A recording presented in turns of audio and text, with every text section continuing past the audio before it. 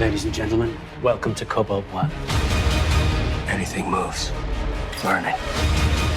Got movement, north wall, 2 signatures.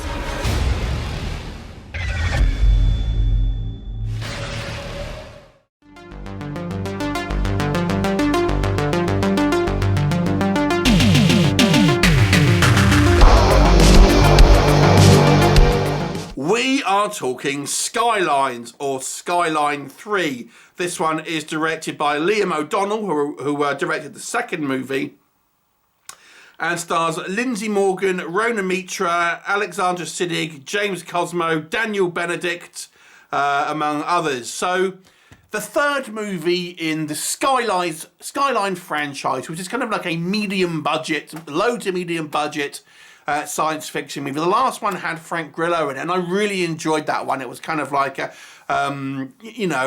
cool alien invasion flick with some good martial arts. The first movie was kind of somewhat maligned, although I still kind of quite liked it, to be honest with you. I remember it having a lot of press because the effects were so heavy for a low-budget movie. And I think the second and third ones have a higher budget. Now, this one is more or less a direct follow-on from the second movie, which kind of, at the end of that film, it almost set this one up. And the essential plot of this film is that we have these kind of, after the alien attack on Earth, we have these alien hybrids that are called pilots, which are essentially alien bodies, but with human brains, where the brains have been plucked out of humans and put in these kind of alien bodies, and the human minds have kind of regained control, so to speak. So they're human brains in alien bodies. They are called pilots in the movie. And then the actual aliens themselves are called harvesters. So this is what the humans have called them. Now, there seems to be some type of virus which is affecting the pilots and making them turn savage, attacking humans and things like this. And it is up to a group of scientists and soldiers to try and now go to the alien planet, or what they believe is the alien planet, and try and find a device which can potentially cure these pilots.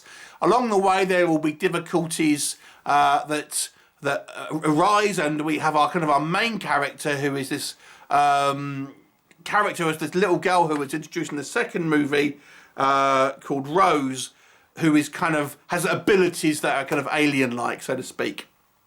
What will happen? You have to watch the movie to find out. So let's talk about what works. If you want a movie that has a ton of action for your buck, then this is your movie, because this is pretty much non-stop action from start to finish.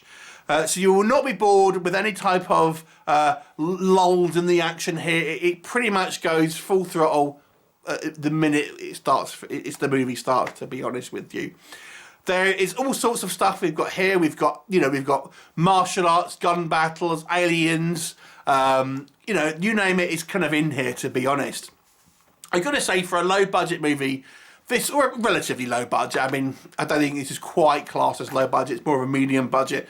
But, it is certainly ambitious. We go into alien worlds, we've got space, on spacecraft, we've got action on Earth.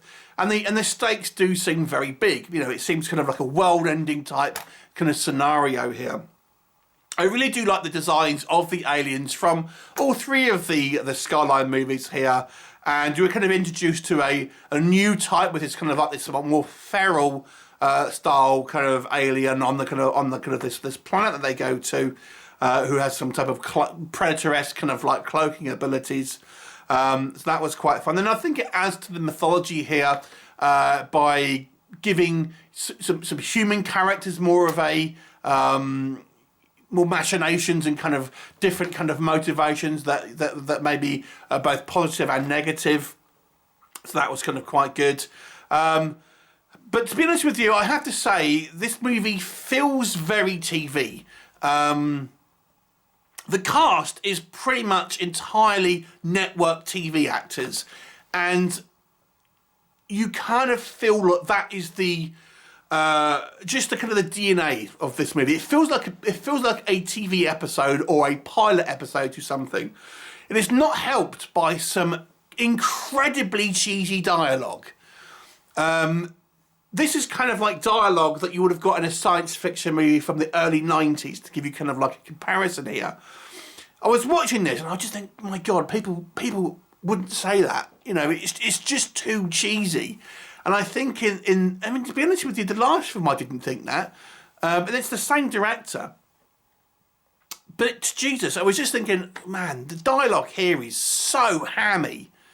Some people, you know, it kind of really veers into B-movie territory here and really schlocky. Whilst, you know, I won't say the previous films were necessarily cerebral or necessarily intelligent kind of science fiction, but they seemed grounded. This one doesn't. This one seems silly. The other thing is there is so much exposition here. It is literally one exposition dump after another. I couldn't believe how many exposition scenes there were here. Now, admittedly, I think the movie is trying to kind of catch people up who are trying to watch this movie who maybe haven't seen the second or the second or the first movie. But it really feels like, that, again, and I go into that kind of unrealistic dialogue where people are kind of super explaining everything for the audience, really, because in case we need to catch up and stuff. But it just seems mega hammy. The other thing I would say is I don't think the effects are as good. The CGI effects to me, certainly when we're kind of in space and stuff, don't seem as impressive. Even from the first movie, which was really low budget. It just seems they've dropped a level on the kind of the effects here. There's also, now the bulk of the story takes place on this kind of alien planet, which I've got to be honest with you is a little disappointing because we don't really see much of it. The aliens are kind of like camouflaged, I assuming to save money. So we don't really get a proper good look at them because they have this kind of like this fuzzy kind of like hue around them all the time. We don't really get the kind of the huge variety of kind of like monstrous biomechanical ships and contraptions and stuff like that we got in the previous movies. It kind of feels like this is kind of like, it wants to be Aliens meets Independence Day. That's what this movie wants to be. But it is really, really kind of a cheesy, hokey version of that. We have these scenes that take place on Earth that are feel so crowbarred in there. And this is kind of like with Ronan Mitra and James Cosmo's character. You almost forget those scenes that's meant to be happening because it just, it kind of stops the story. Like we watch this stuff happening on this alien planet. It's like, stop. Don't worry about this. We're going to show you what's happening on Earth. And there's this other kind of like random fights that seem inconsequential in comparison. So really oddly paced in that regard. I didn't think those Earth scenes were necessary. They kind of maybe felt like they were reshoots to pad out the running time or something. Who knows? But they just felt very intrusive. And to be honest with you, the acting isn't bad, but people are saddled with extremely poor dialogue. And I don't know, it just has this TV feel to it, to be honest. The main actress, I believe, she was in the TV show 100, or The 100, wherever it was called. And it feels like just a continuation from that, to be honest, her character. And everyone here is very much like overacting to a point. Not necessarily bad acting, but just network TV acting is the best way I can describe it. Hopefully you know what I'm talking about with that. To be honest with you, I mean, this movie is fun and exciting. There's lots going on. And it certainly is an ambitious project. But I feel this is, to me, the weakest out of the series.